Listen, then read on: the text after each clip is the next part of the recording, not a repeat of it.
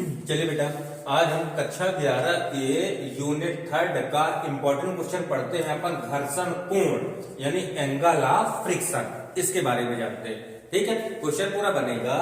घर्षण कोण से आप क्या समझते हैं, इसका व्यंजक व्युत्पन्न कीजिए। या दूसरा क्वेश्चन भी बनेगा कि सिद्ध कीजिए घर्षण कोण की स्पर्शजा। घर्षण कोण को बेटा अपन लैम्डा से इंडिकेट करते हैं, स्पर्शजा को बोलते हैं टेन।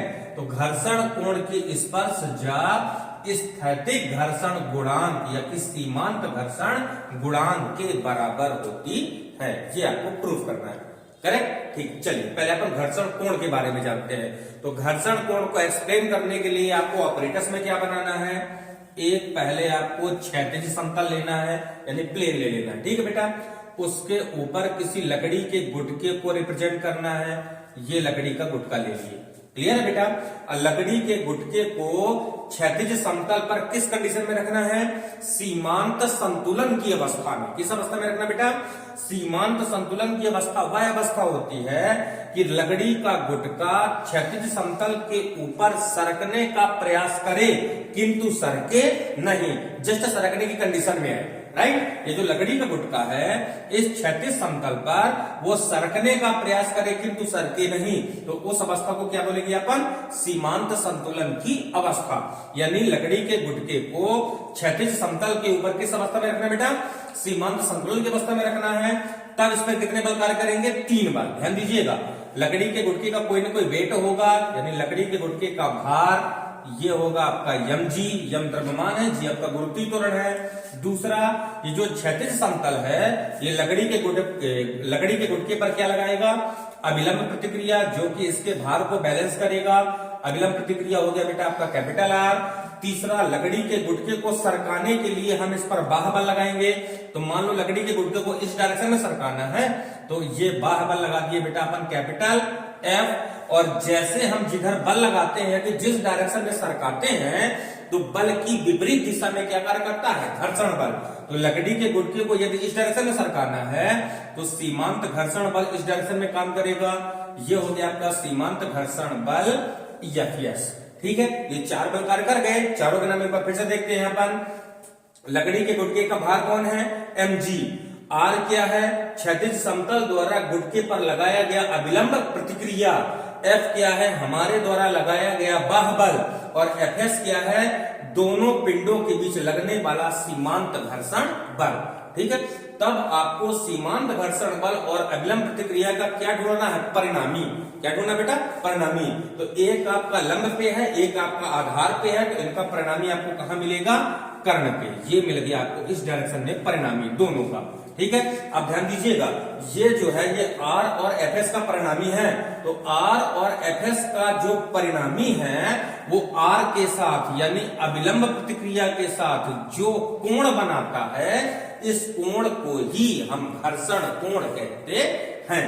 ये आ गया आपका घर्षण कोण। अब इसको एक्सप्लेन करते हैं डायग्राम के अकॉर्डिंग। ध्यान दीजिएगा बढ़िया से, इसको इससे मिला दें बेटा, इसको इससे मिला दें। या ओरिजिन पॉइंट ले लेते हैं O, यहां पे ले लीजिए A, यहां पे ले लेते हैं B, और ये आपका हो गया C। ठीक है, एक बार फिर सबके नाम जानो। mg क्या है, पिंड का भार यानी लकड़ी के गुटके का भार।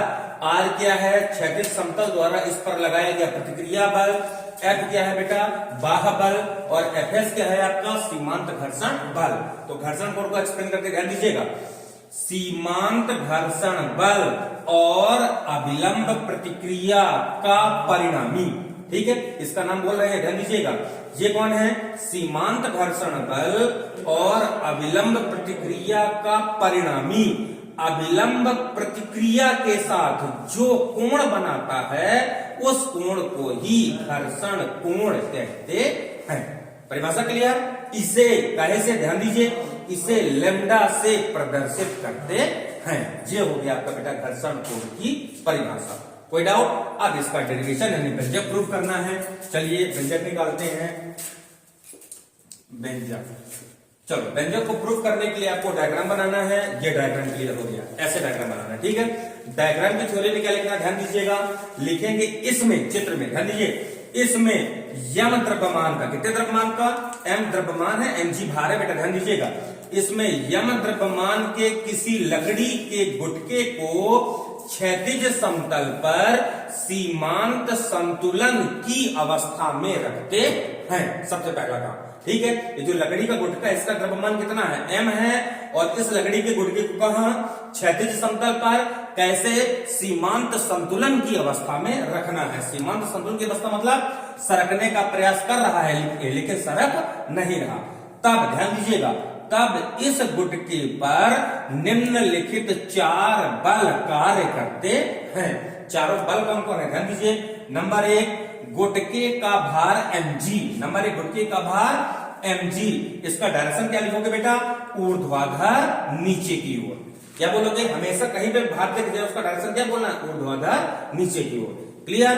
दूसरा क्या है, दूसरा है अभिलंब प्रतिक्रिया R। R का नाम क्या है, अभिलंब प्रतिक्रिया। ध्यान दीजिएगा, अभिलंब प्रतिक्रिया R, इसका डायरेक्शन क्या है, ऊर्ध्वाधर ऊपर की ओर। दोनों क्लियर हो जाएंगे।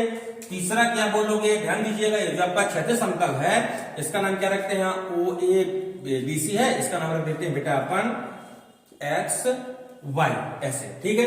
तो तीसरा नंबर क्या बोलोगे, बाह्य बल F।